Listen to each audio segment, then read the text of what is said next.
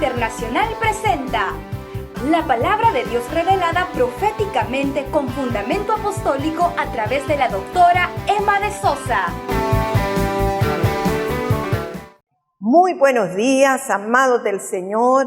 Esta es una nueva oportunidad para regocijarnos en Él, para darle gloria al que vive, para darle gracias por la vida, por la salvación, por la salud, por lo bueno que Él ha sido, porque no nos ha faltado el alimento, no nos ha faltado el sustento y aún creo que hemos tenido para compartir, ¿verdad? Bien, este es un día especial, es el primer domingo de septiembre en el cual estamos compartiendo la palabra del Señor. Este día, antes de comenzar con el tema que vamos a tocar, yo quisiera que usted me acompañe para orar, pedirle al Señor que Él sea propicio a nosotros en la palabra que vamos a recibir. Pero antes de eso, aún antes de eso, yo quiero que juntos, todos los que estén conectados, juntos podamos elevar una petición al Señor de protección, cobertura para la familia Anariba Sánchez. Así es que, por favor, únase conmigo. Sabe, ellos, la familia Anariba Sánchez, Samir, Cintia, sus hijos, Isaac, David, han sido personas sumamente especiales, personas claves, líderes en esta casa ministerial. Samir particularmente sirvió en la casa por 19 años, aunque se congregaba desde antes y lo conozco mucho antes que eso.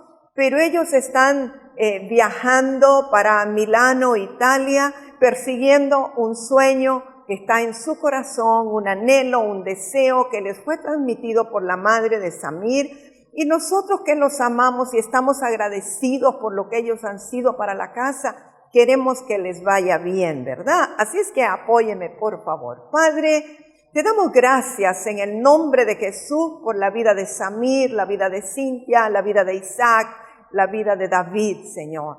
Señor, ellos han servido con un corazón sincero y desinteresado a ti y a esta casa y a nosotros aún como sus padres ministeriales. Queremos bendecirlos en esta hora. Queremos enviar una palabra de bendición, de cobertura. Declaramos que todas las cosas se alinean en el orden perfecto del Señor. Su salida es guardada, su trayecto, todas las 10 horas que tengan que volar, sean guardados, Señor, guardados en medio de la pandemia, guardados de contagio, de contaminación, que ellos puedan llegar allá a puerto seguro, que estén esperándolos, que todo esté listo para su llegada. Sobre todas las cosas, Señor, yo te pido que tu presencia no les falte nunca, que tú vayas delante de ellos alumbrando el camino, que tú vayas delante de ellos abriendo pasos, Señor, para que ellos puedan en todo glorificar tu nombre, que ellos sepan que son tuyos, te pertenecen, que tienen una genética superior y que en todo, Señor, tú serás glorificado, tú serás honrado. Abre las puertas necesarias para que ellos aprendan el idioma, dales la sabiduría para que lo aprendan a una velocidad extraordinaria, Señor, y ponles las personas a quienes ellos les van a presentar el plan de salvación y el camino del reino, para que el reino de Dios también sea establecido donde quiera que ellos estén y donde quiera que ellos vayan. Abre camino, Señor, para el trabajo de Samir y dentro de un tiempo el trabajo de Cintia. Creemos que son tuyos y están en tus manos. Te agradecemos desde ya por guardarlos, bendecirlos, prosperarlos y cuidarlos, Señor. Amén. Y ahora voy a declarar que el corazón suyo está abierto para recibir la palabra, que usted sujeta aún todos sus pensamientos, los trae cautivos a la obediencia a Cristo, que usted en este momento se centra y se concentra en lo que Dios quiere hablarle a usted, ¿verdad? Muy bien, entonces, amados míos, vamos a repasar muy brevemente lo que hablamos la semana pasada. Estuvimos hablando acerca de la sustitución y podemos decir que la sustitución es un acto del ser humano que nos lleva o nos mueve a cambiar lo divino por lo corruptible, por aquello que parece ser pero que no es, ¿verdad? No todo lo que brilla es oro, ni todo lo que vuela es paloma.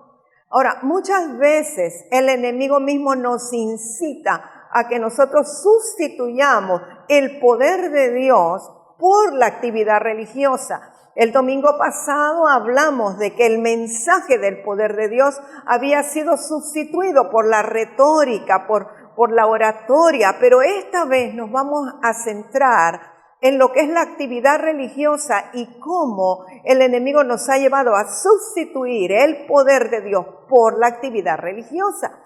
Ahora, sepamos que la religión tiene su origen en la naturaleza caída del hombre.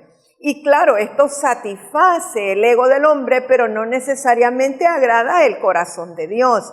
Entonces, amados, todos tenemos una naturaleza caída y todos, de alguna manera, necesitamos ser libres de religión. ¿Por qué? Porque aunque vinimos a Cristo y al nosotros nacer de nuevo tenemos una naturaleza espiritual en nuestro interior, en nuestro espíritu humano, es necesario combatir todo aquello que es natural de nuestra naturaleza caída, de nuestro hombre caído. Cuando nosotros nacimos de nuevo, nos iniciamos en una tremenda batalla, en una guerra, no hacia afuera, sino adentro.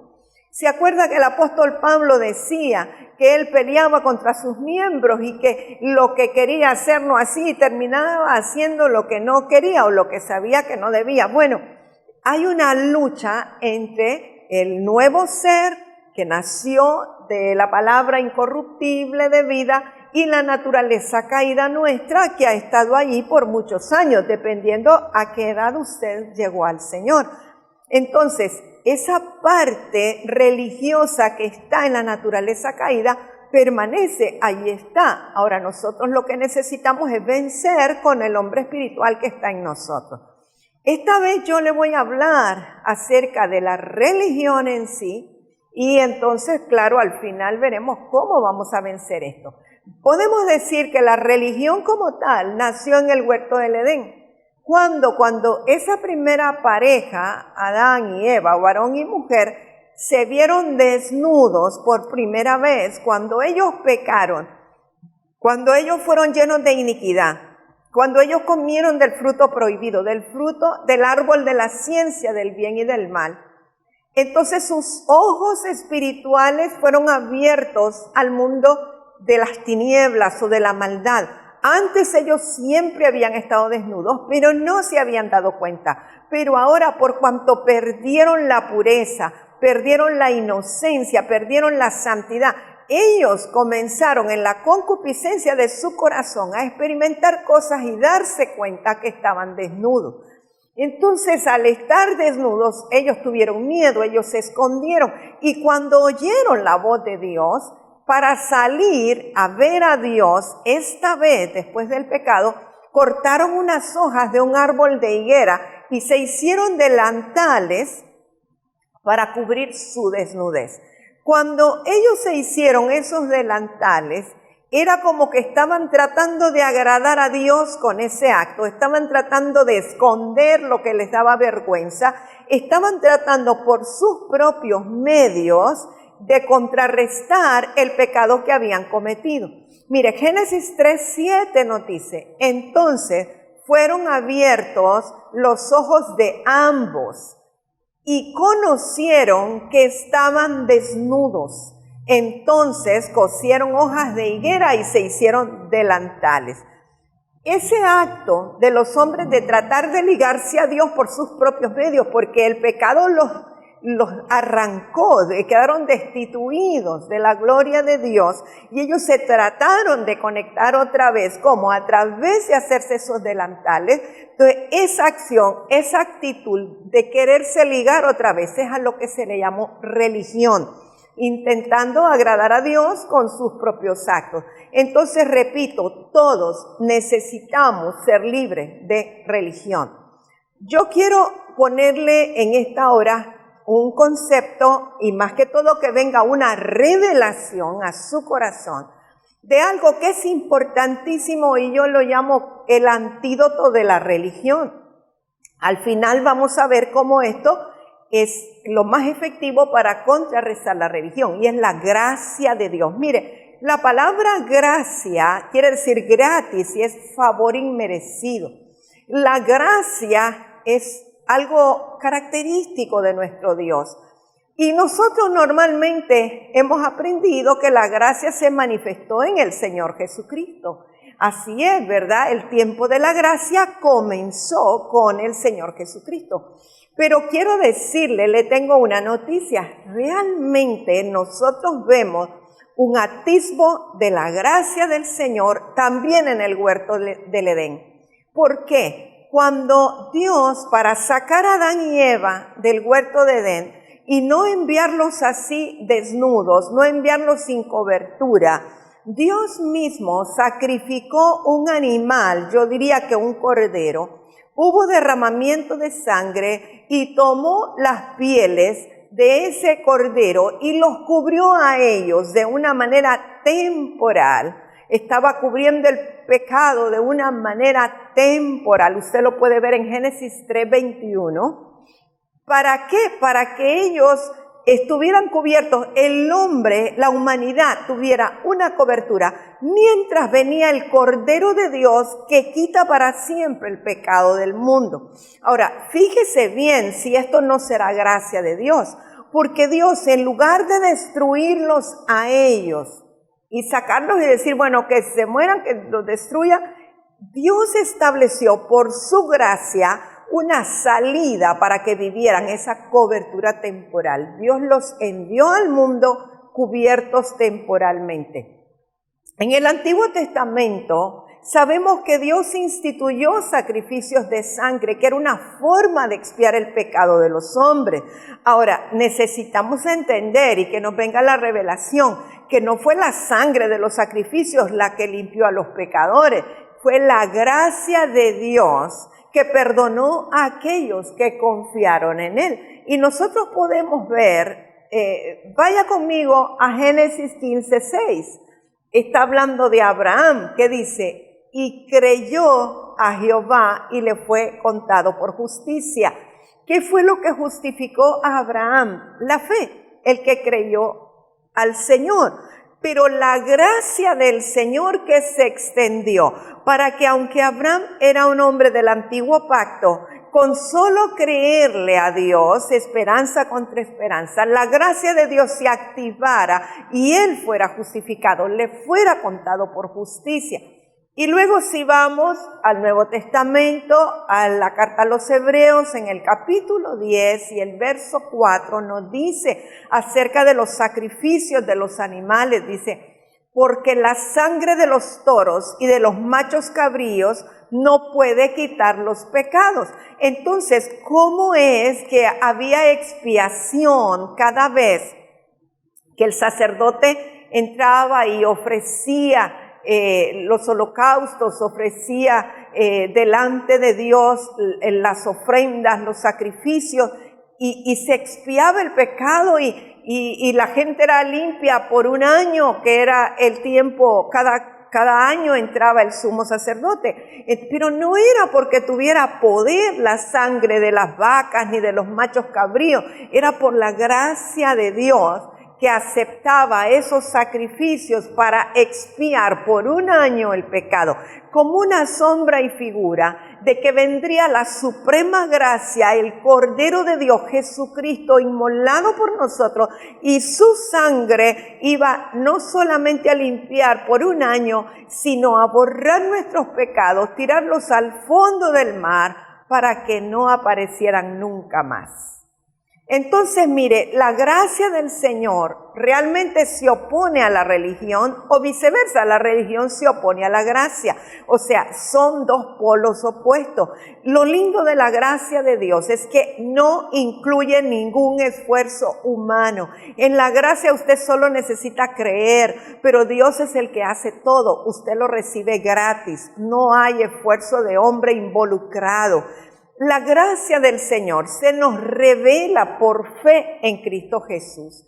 Y la gracia nos imparte una verdad libertadora. ¿Para qué? Para mostrarnos aún el camino para salir del pecado. La gracia de Dios es tan maravillosa que aún nos muestra la ruta para no pecar. O sea, hay una gracia que es como una vacuna que si nosotros creemos en ella, inclusive estaremos libres de pecar.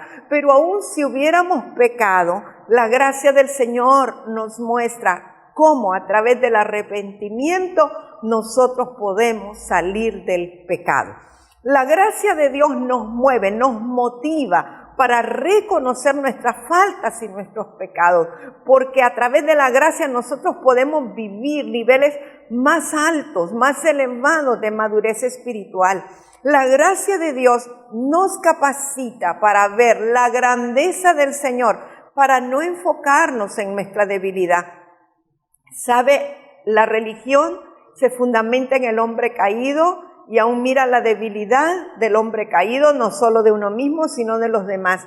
Pero en la gracia nosotros vemos cuán grande es nuestro Dios, cuán omnipotente es nuestro Dios, cuán poderoso es nuestro Dios, cuán perdonador es nuestro Dios. Entonces nos enfocamos en la grandeza de Él y ya dejamos de ver nuestra debilidad, nuestra incompetencia, nuestra incapacidad. ¿Sabe lo lindo de la gracia del Señor? Que es capaz de reconectarnos con Dios en su plan original.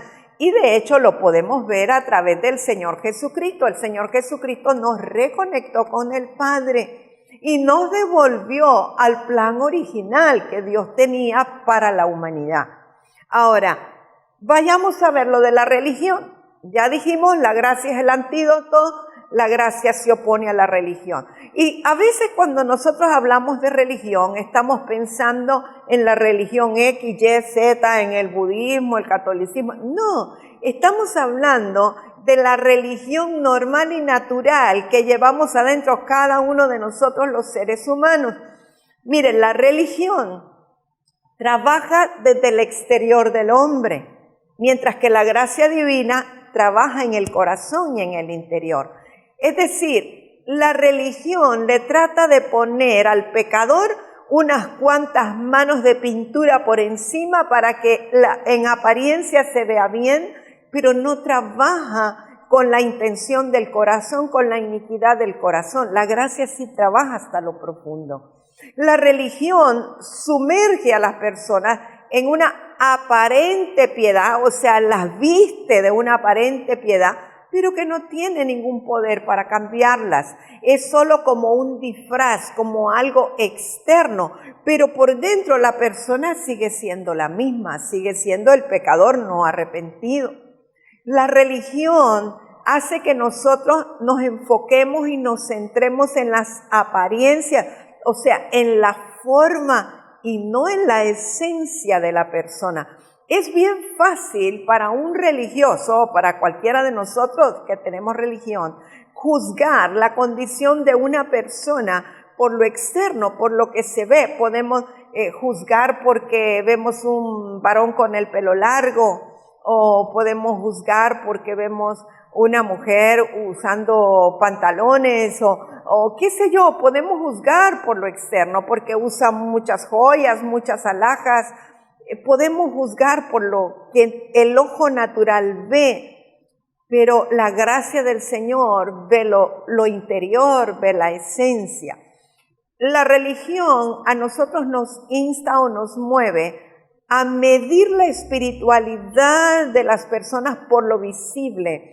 Por ejemplo, si yo veo a alguien que llega temprano al templo y se arrodilla allí en donde está el estrado o en su propia silla y está arrodillado y aún derrama lágrimas, llego y la parte religiosa en mí podría juzgar por lo visible y decir, wow, esa persona es muy espiritual, está muy quebrantada delante del Señor, qué espiritual que es. Y no necesariamente esa persona es espiritual, sino que también podría ser religiosa podría ser que tiene la intención de que los demás le vean y piensen que es espiritual. Entonces podemos nosotros confundirnos fácilmente por lo que vemos por fuera. ¿Sabe que la religión es muy usada por el enemigo para mantenernos alejados del amor de Dios, del poder de Dios, de la paternidad de Dios? ¿Por qué razón, amados? Porque la religión, como nos hace pensar, nos hace creer que todo está bien, nos hace creer que nosotros ya conocemos lo que Dios piensa acerca de todas las cosas, que nosotros sabemos qué es lo que le agrada a Dios, es como que ya todo lo sabemos. Entonces la religión nos mantiene alejados, porque cuando nosotros no sabemos y queremos conocer la voluntad de Dios, nos humillamos y vamos a buscar su amor, a buscar su corazón. Pero la religión nos dice, no, a Dios le gusta esto, así, así, así. Entonces nos alejamos de Él en lugar de conectarnos más con Él.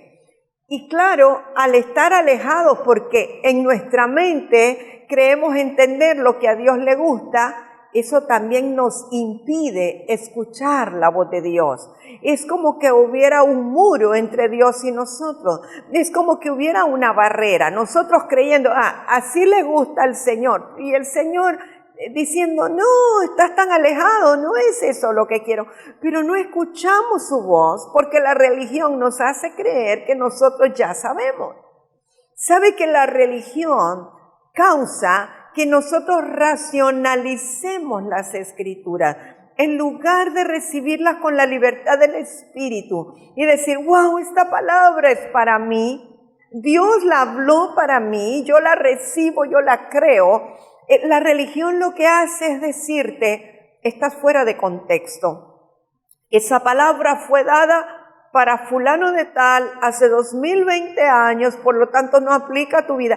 Y comenzamos a racionalizar las cosas y las Escrituras y nos salimos de la libertad de la gracia y de creerle al Espíritu Santo que puede hacer una obra maravillosa en nuestras vidas.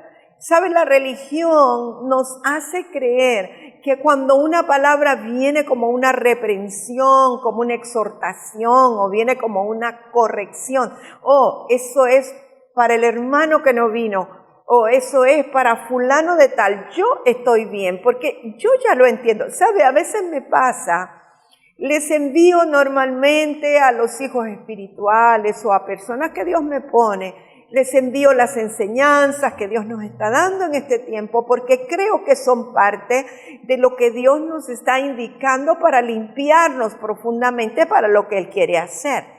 Y hay personas de estas que reciben las enseñanzas que me dicen, wow, qué bendición, cómo yo recibí, cómo me edificó, cómo me bendijo, la voy a ver otra vez. Pero el espíritu religioso, ¿qué es lo que te dice? Sí, ya Dios me lo había hablado a mí, esto solo es una confirmación. Entonces tú notas que siempre hay como un orgullo o hay como un sentido de creer, bueno, esas exhortaciones eso era para los demás, yo ya lo sabía, yo ya estoy bien, yo estoy más maduro. A mí Dios ya me había hablado esto solo es una confirmación. Y eso es parte de la religiosidad en nosotros. ¿Sabe que la religión nos mueve a pensar que nosotros estamos en lo correcto y los demás son los que están mal y que están equivocados? Y eso es tan delicado porque hay muchas cosas que solo son actos religiosos, obras religiosas que tienen apariencia de piedad, pero si a Dios no le agrada o Dios no nos dijo que lo hiciéramos, aunque nos sintamos orgullosos de ello, no tienen ningún valor delante del Señor. Otra de las cosas que la religión hace es que nos hace sentir que somos exclusivos, que somos la élite, como solo nosotros tenemos la revelación del momento, a nosotros es que Dios nos ha hablado, los demás no saben, entonces vamos a orar para que Dios les revele a ellos, pero ¿con qué corazón lo estamos diciendo? ¿Realmente anhelamos que Dios se revele a todos en toda la iglesia del Señor Jesucristo? ¿O lo decimos con un tonito interior, aunque no se exprese de, qué bueno, gracias a Dios yo ya recibí esa revelación, voy a orar para que Dios les revele a ellos? pero Dios escudriña la intención del corazón. Cuidado con la religión, porque la religión nos separa de los demás hermanos, porque nos hace creer que estamos en lo correcto y ellos están equivocados. Cuidado con la religión. ¿Sabe que la religión también nos conduce a que imitemos al líder en todo? Nosotros tenemos que imitar lo de Dios en nuestros líderes, pero a veces la religión también nos lleva a que nosotros imitemos aún la forma de vestir, la forma de caminar, la forma de predicar, la forma de hablar.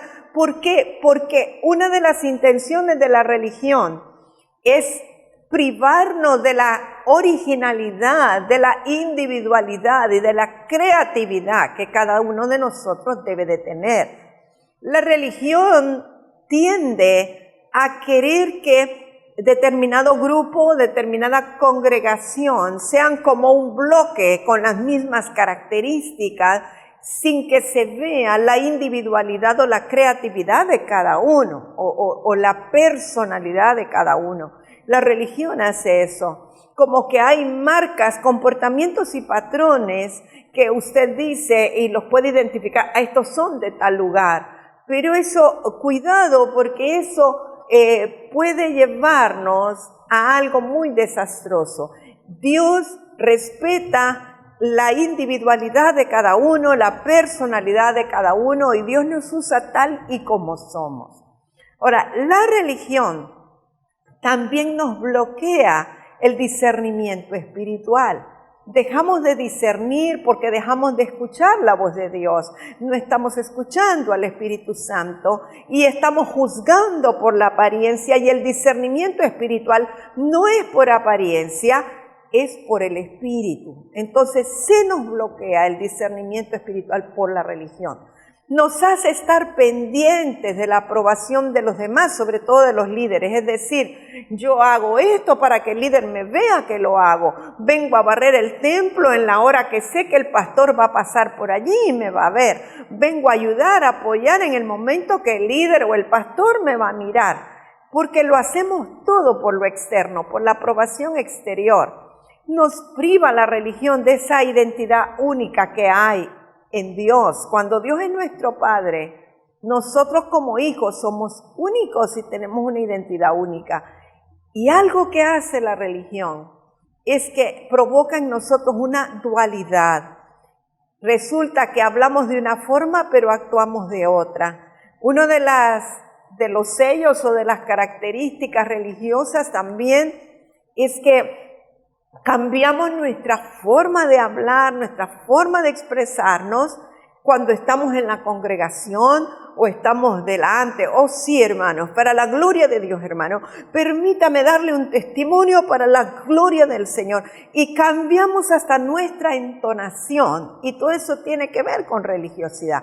Pero Dios está buscando un pueblo genuino, que sea natural, que hable con Él cara a cara, así a cara descubierta, como usted hablaría con su mejor amigo. Usted no cambia de tono para hablar con su mejor amigo, ¿verdad? Pues así quiere Dios que nosotros seamos. Le voy a dar un ejemplo de lo que habló el Señor a través del profeta Isaías en el Antiguo Pacto, que denota bien la religión. Vaya conmigo al libro de Isaías en el capítulo 29. Vamos a leer el verso 13 de Isaías 29. Dice pues el Señor: porque este pueblo se acerca a mí con su boca y con sus labios me honra, pero su corazón está lejos de mí, y su temor de mí no es más que un mandamiento de hombres que les ha sido enseñado. Creo que esta escritura nos revela con claridad lo que es la religión. Dios está hablando del pueblo de Israel. Dice que de labios le dice, le honran de labios, probablemente ahí delante del muro de los lamentos y leyendo todas las oraciones. Pero su corazón no obedece, su corazón no hace lo que Dios les pide. Y aparentemente hay como un temor reverente al Señor, pero es porque les han dado el mandamiento, es porque están leyendo la ley de Moisés y dicen, oh, hay que hacer esto, entonces, oh sí, yo tengo temor de ti, oh Dios todopoderoso, reverente, pero en sí, en el interior, no hay un temor de Dios. ¿Sabe? Dios escudriña los corazones y en todo Él ve la intención del corazón. No ve tanto la acción como la intención del corazón con la cual hicimos esa acción. Y cuando Jesús vino en su ministerio terrenal en Israel, nosotros vemos que cantidad de veces Él nos advirtió ante los religiosos, nos advirtió acerca de la religión. Yo le voy a compartir aquí unas 2 escrituras para que usted pueda verlo, pero Jesús detestaba la religión, no la soportaba porque Él no era religioso. Veamos en Marcos, el Evangelio según Marcos, en el capítulo 2, vamos a leer versos 15 y 16. Dice, aconteció que estando Jesús a la mesa en casa de Él, muchos publicanos y pecadores estaban también a la mesa juntamente con Jesús y sus discípulos, porque había muchos que le habían seguido. Y los escribas y los fariseos, viéndole comer con los publicanos y con los pecadores, dijeron a los discípulos, ¿qué es esto? ¿Que Él come y bebe con los publicanos y pecadores? Fíjese bien. Jesús está con los discípulos, llega a la casa de uno de ellos y estaban allí escribas y fariseos, pero también había publicanos y pecadores. Y Jesús no hacía distinción. Él se sentó a la mesa con los publicanos y los pecadores revueltos con sus discípulos. Pero los escribas y los fariseos que estaban ahí, o sea, los doctores de la ley, o sea, los líderes religiosos de ese tiempo, no se mezclaban con los pecadores porque ellos se creían muy santos. Entonces, se atreven a decir, oh, ¿quién es este que está comiendo y bebiendo con los pecadores y con los publicanos? O sea, los escribas y los fariseos están juzgando a Jesús. Están juzgando por la apariencia porque Él se sienta con los pecadores a comer. No quiere decir que estaba pecando con ellos, solo estaba comiendo, pero los escribas y los fariseos se sentían que era una casta aparte, ellos eran diferentes, ellos eran santos, según ellos no pecaban. Y a Jesús eso le apestaba, porque Jesús no hacía distinción, no hacía diferencia. Y vemos que en otro tiempo, el Señor también nos advierte en contra de la levadura religiosa. Vaya conmigo a Mateo capítulo 16. Vamos a leer primero versos 6 y 7 y luego me voy a saltar al verso 12 para no leer todo. Mateo 16, 6. Y Jesús les dijo, mirad, guardaos de la levadura de los fariseos y de los saduceos. Ellos pensaban dentro de sí diciendo, esto dice porque no trajimos pan. Entonces, verso 12, entendieron que no les había dicho que se guardasen de la levadura del pan, sino de la doctrina de los fariseos y de los saduceos.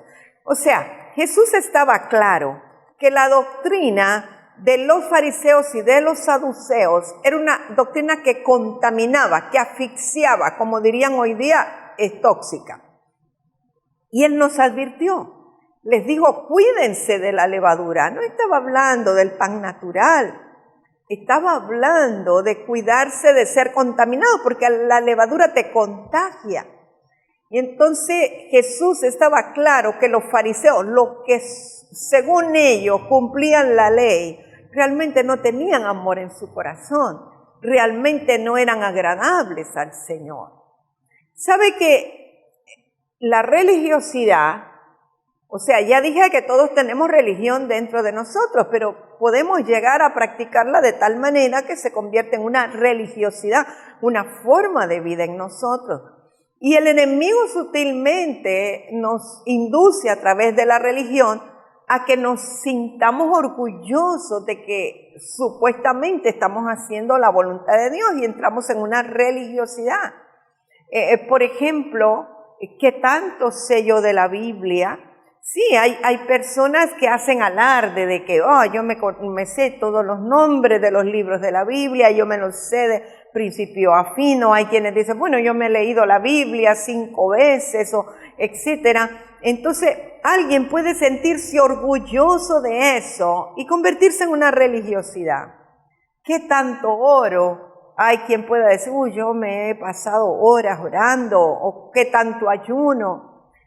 Yo llevo ya 21 días en ayunos y voy a comenzar otro ayuno otra vez, y todo eso se convierte casi como en una competencia, como en un trofeo, como que quién logra más, quién hace más, y pierde el sentido y el propósito de la oración y del ayuno, porque el ayuno y la oración no es para eso. ¿Cuánto diezmo? ¿Cuánto ofrendo? Hay quienes aún pueden publicar y decir, porque nosotros en este tiempo no hemos dejado de diezmar, no hemos dejado de ofrendar y le hemos dado a fulano y a mengano. O sea, y a veces puedes decirlo con el corazón correcto y no ofende a Dios, pero según la intención, si está basado en religiosidad, ofende al Señor. ¿Qué tanto sirvo yo en el templo? Yo vengo los sábados a limpiar y a poner las sillas porque yo sirvo, porque el Señor quiere que nosotros sirvamos. Y puedo hacerlo con un corazón incorrecto. ¿Cuántas almas gano para Cristo? Es que esta gente no se ha ganado a nadie todo este año. Yo sí, yo le hablo a toda la gente en mi barrio y viera cómo la gente está recibiendo del Señor. Puedo sentirme orgulloso de qué tan santo soy, qué tan íntegro soy. Yo no hago esas cosas. O bien, hoy día, en tiempos modernos, tal vez ya no hablamos de qué tanto oro, qué tanto ayuno, qué tanto diezmo, qué tanto ofrendo. No, ahora decimos, es que hay que hacerlo todo con excelencia para el Señor. Ven, yo sí que lo hago excelentemente porque servimos a un Dios excelente. Y sentirme orgulloso de lo que estoy haciendo y convertirse en una religiosidad. Y puede que alguien más lo haga, pero no lo dice de esa manera y su corazón esté libre de religiosidad. ¿Sabe? La religiosidad nos incita a que pongamos el cuerpo en sacrificio, porque se cree, en la religiosidad se cree que sacrificándonos es que agradamos a Dios, cuando realmente lo que quiere es que obedezcamos. La religiosidad nos impone prohibiciones humanas de casi todo, porque para el religioso todo es malo, esto es malo, no lo toques, no lo hagas, no lo veas, es malo, es malo, es malo. Y nada de esas cosas, de ese sacrificio, de esas cosas que hagamos, tiene realmente poder para transformar nuestra alma, para transformar nuestra vida. No hay poder en ese sacrificio, solamente el sentir el dolor, el sentir la fatiga, la angustia, etcétera. Porque, ¿saben, mis amados? Los apetitos de la carne, la parte carnal de nosotros, eso no se doblega con sacrificio, sino que con la gracia del Señor es que nosotros vamos saliendo de ello. Le voy a poner un ejemplo de algo que dijo el apóstol Pablo a los colosenses en relación a este tema. Vaya conmigo a Colosenses capítulo 2, verso 20. Dice, pues si habéis muerto con Cristo en cuanto a los rudimentos del mundo, ¿por qué como si vivieseis en el mundo os sometéis a preceptos tales como no manejes, ni gustes, ni aun toques en conformidad a mandamientos y doctrinas de hombres, cosas que todas se destruyen con el uso? Tales cosas tienen a la verdad cierta reputación de sabiduría en culto voluntario, en humildad y en duro trato del cuerpo, pero no tienen valor alguno contra los apetitos de la carne.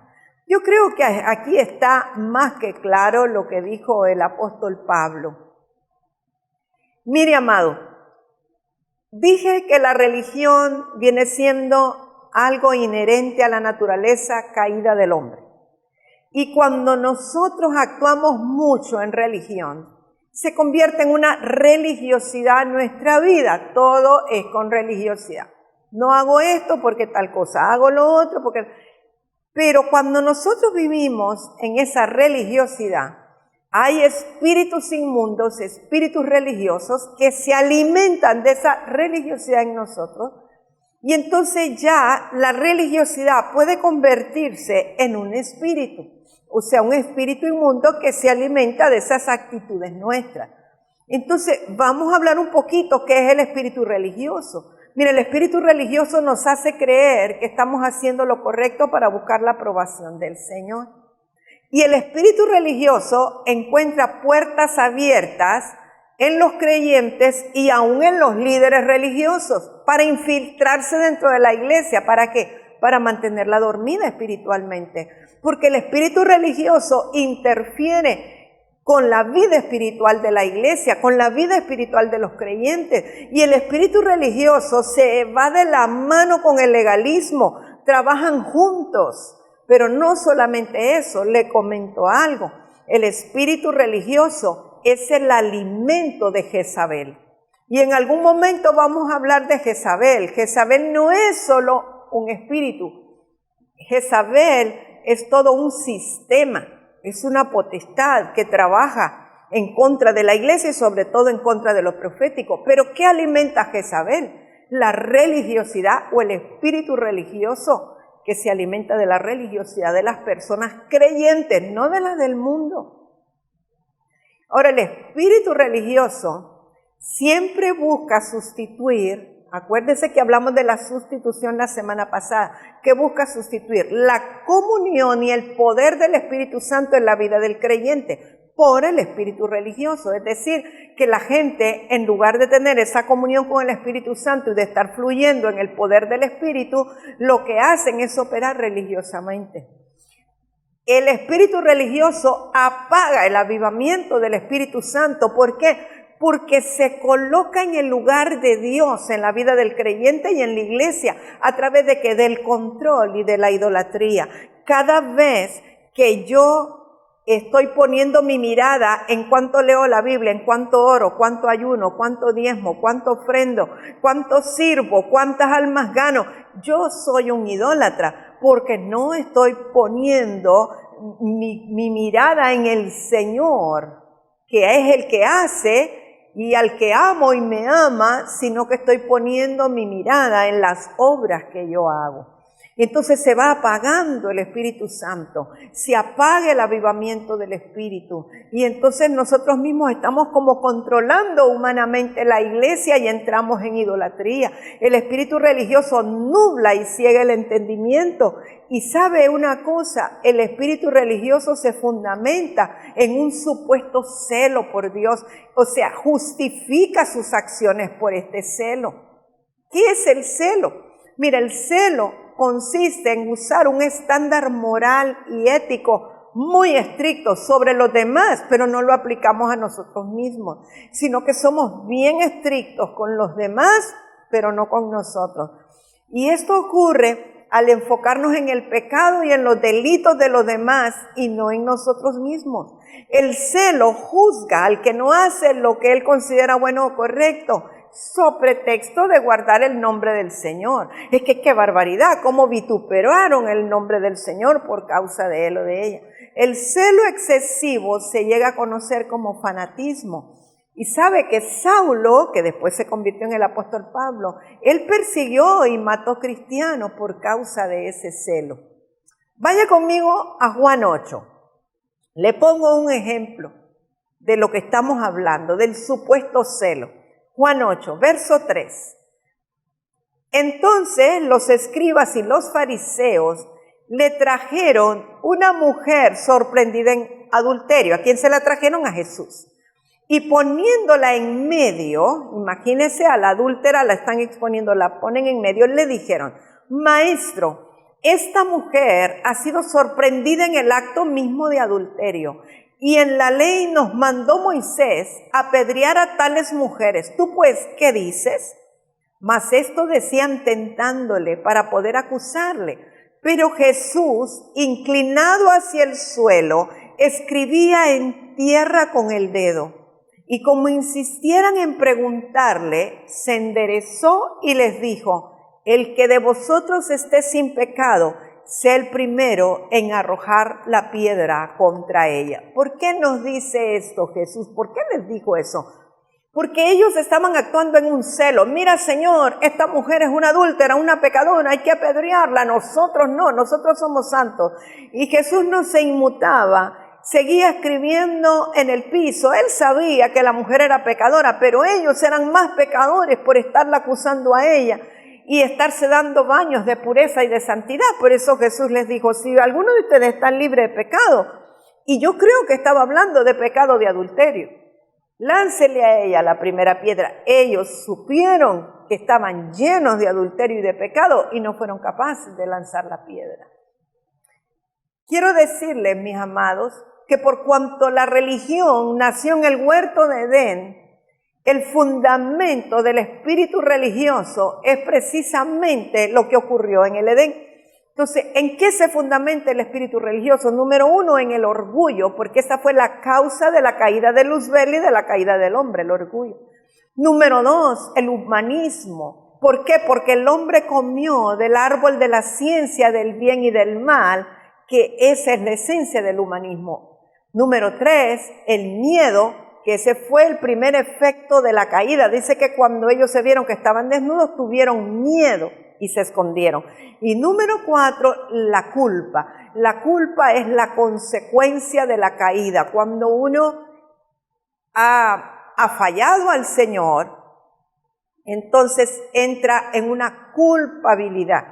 Y esa culpabilidad es lo que da lugar a la religiosidad. Ya lo vamos a ver. Veamos el orgullo en primer lugar. Mira, el orgullo está bien ligado al perfeccionismo. Es que yo quiero hacerlo perfecto porque es para el Señor que es perfecto, y el orgullo nos impone y trata de vivir estándares que son muy difíciles de alcanzar. El orgullo estanca la verdadera madurez y el crecimiento espiritual. ¿Por qué? Porque el pensar que tenemos metas inalcanzables no nos permite ir avanzando poco a poco. Y sabe que la crítica o la censura a otros es una forma de orgullo, solo que se disfraza como de sabiduría, ¿verdad? Miren, hermanos, les voy a decir, pero no lo comenten a nadie. Y esto es algo que yo he observado. Fulano de tal, estoy viendo que como que no anda muy bien porque esto... Eso es orgullo. Estoy criticando, pero realmente lo que estoy queriendo decir es: yo soy mejor que él. Ese es el orgullo. Bueno, veamos el humanismo, que dijimos que el hombre comió del árbol de la ciencia del bien y del mal. Y allí se inició el humanismo. O sea, el humanismo se fundamenta obviamente en el ser humano, no en Dios. Y se presenta en una forma de idealismo, o sea, querer alcanzar cosas que son idealistas, ideales, que difícilmente se van a alcanzar. Y este idealismo es una de las maneras más engañosas y destructivas, como una artimaña del espíritu religioso. El humanismo tiene la apariencia de buscar normas muy elevadas con la excusa de darle la gloria a Dios. Es que hay que esforzarnos, hay que hacerlo, tú puedes, tú eres capaz, tú puedes, pero no, la Biblia lo que dice es: todo lo puedo en Cristo que me fortalece. No es que tú puedes, tú eres capaz. Está basado en la capacidad humana y no en la de Dios. Y sabe que el humanismo es el peor enemigo de la verdadera revelación y de la gracia verdadera. ¿Por qué? Porque el humanismo no nos permite crecer en gracia y sabiduría, porque no estamos buscando la capacidad de Dios, sino mi capacidad humana. El humanismo ataca y destruye el fundamento de aquellos que están en busca de la plenitud de Dios, pero que no han llegado. Es decir, siempre están criticando: ay, mira, aquel vos se quedó estancado, y tal vez esté esforzando en la gracia del Señor por llegar donde tiene que llegar. Pero el humanista está criticando o atacando a aquel que no ha llegado. El humanismo nos hace demandar de otros por encima de lo que Dios ha requerido, o aquello para lo cual Dios nos ha dado la gracia. Ok, otra de las bases, dijimos, de la religión o de la religiosidad es el miedo. El miedo basa la relación del hombre con Dios en el temor al castigo. Por eso la Biblia dice que el perfecto amor echa fuera el temor al castigo. Dice que por cuanto el miedo o el temor siempre lleva en sí castigo. Entonces, el miedo se basa en la disciplina personal, no en la obra de Cristo en la cruz. O sea, ay, si yo me porto mal, tal cosa. Pero el que no tiene miedo, sino que vive en el amor de Dios, dice, sí, yo erré, fallé, pero el Señor me perdonó en la cruz y Él me puede dar otra oportunidad. El miedo trata de que nosotros estemos siempre actuando para buscar la aprobación. ¿Por qué? Porque el miedo niega que nosotros ya en Cristo fuimos aprobados, ya somos aceptos en el amado, pero el miedo siempre nos hace pensar, ay no, es que si hago esto me van a descalificar, es que si hago esto el pastor ya no me va a tomar en cuenta, ay no, es que no sé, yo no quiero fallarle a Dios. Y siempre el miedo nos impide llegar a donde tenemos que llegar y actuamos religiosamente. Y sabe que el miedo se opone a la revelación de la paternidad divina, porque en la paternidad divina nosotros sabemos que tenemos un Padre que es todo amor y es perdonador, pero el miedo nos impide reconocer a Dios como Padre. Cuando la paternidad de Dios es revelada, nosotros somos libres de ese miedo, de ese temor. Y ahora vamos a hablar de la culpa como otro de las bases o fundamentos de la religiosidad y del espíritu religioso.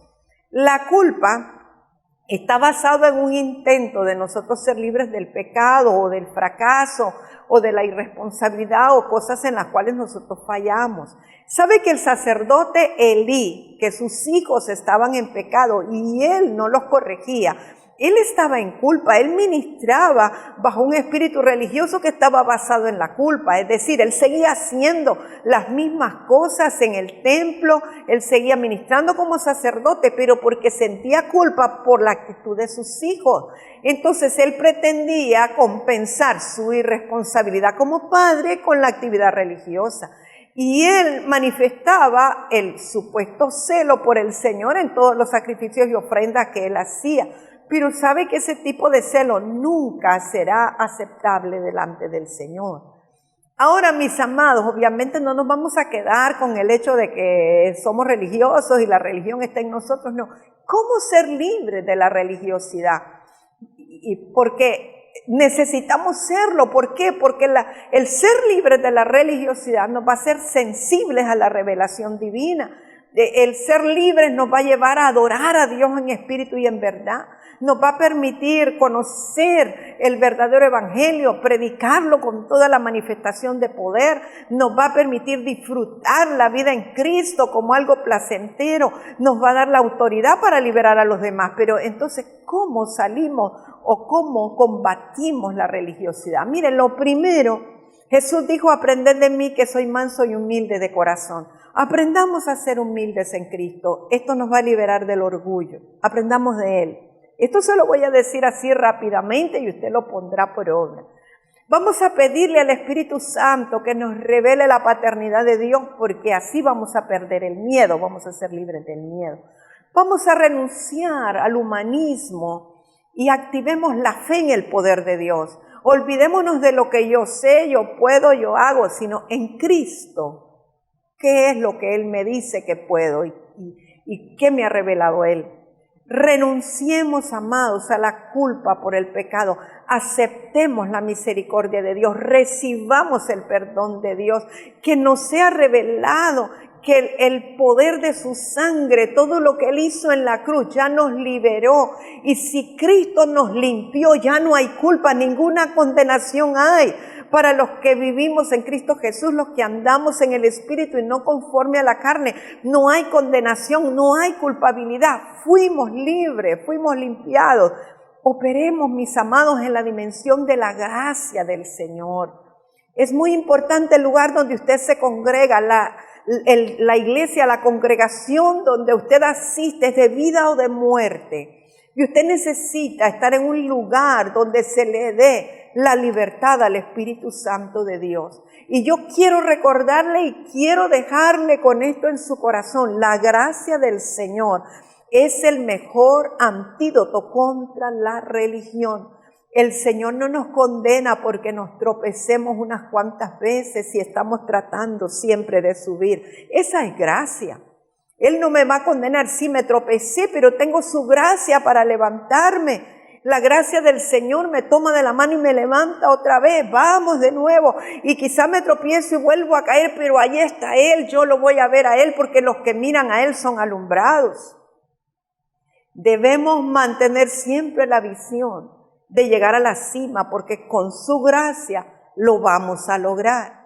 No te desanimes, no pienses inclusive que ya lo lograste porque la religión te dice que esto es todo. No, siempre estamos ascendiendo y en la gracia del Señor siempre estamos subiendo y estamos logrando algo más. Muchos de los fracasos que hemos tenido son las mejores enseñanzas que hemos recibido.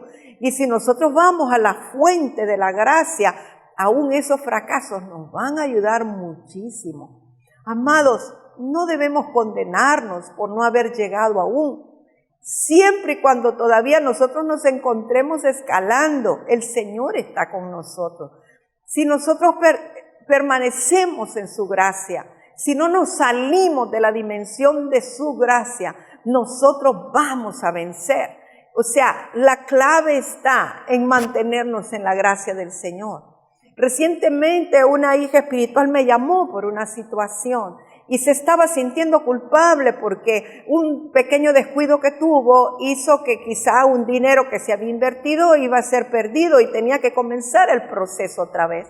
Y el Espíritu Santo me dijo, dile que no se salga de la dimensión de la gracia. ¿Qué quiere decir? Cuando tú te empiezas a culpar, empiezas a ver, oh, fue mi culpa, porque yo me descuidé, porque por eso entonces se perdió dinero, si yo no lo hubiera hecho, si yo hubiera estado, si yo no hubiera pasado. Y comenzamos a culparnos de cosas que ya no se pueden resolver. Entonces nos salimos de la dimensión de la gracia. Recuerda esto siempre, en la gracia del Señor tú no eres culpable, tú eres absuelto por Cristo Jesús. Su sangre te limpió, Él te absolvió y tú no eres culpable. Una de las cosas que el enemigo quiere a través de la religión es hacerte sentir culpable. Cuando nosotros fallamos, la religión te dice, eres culpable, hiciste mal, pecaste, tienes que hacer un sacrificio, ahora tienes que ayunar para limpiarte de ese pecado. Ahora, como en otro tiempo nos decían, vaya, rece, 10 Padres Nuestros, 3 Ave Marías, 4 credos, o sea, sacrificios para limpiarnos. No, la sangre de Cristo es la que nos limpia y nos libra de toda culpa. Y entonces somos reinsertados en esa dimensión de la gracia, porque esa dimensión es el mejor antídoto para la religión. Pero si tú te sales de la gracia del Señor, fácilmente podrás ser atrapado por la religión.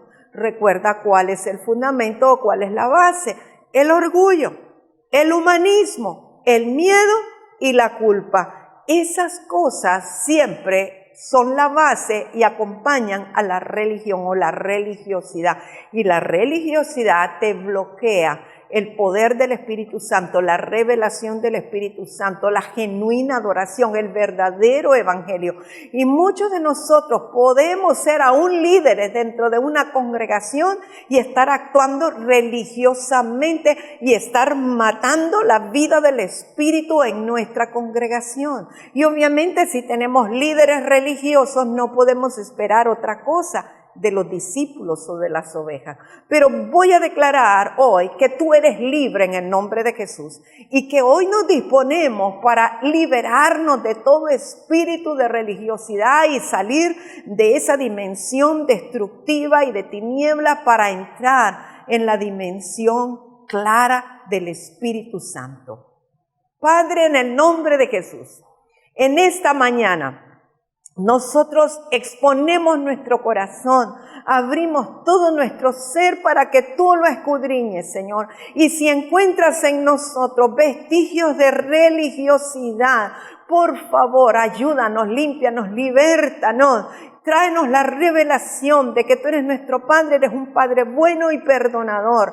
Revélanos el poder de la sangre del Cordero y que hoy podamos aceptar esa liberación, esa limpieza, ese perdón y podamos introducirnos en la dimensión de la gracia del Señor. Renuncio a la religiosidad, renuncio al legalismo, renuncio a la culpa en esta hora, renuncio al miedo, renuncio al orgullo, renuncio al humanismo y abrazo el poder de la gracia del Señor Jesucristo en mi vida. Amén.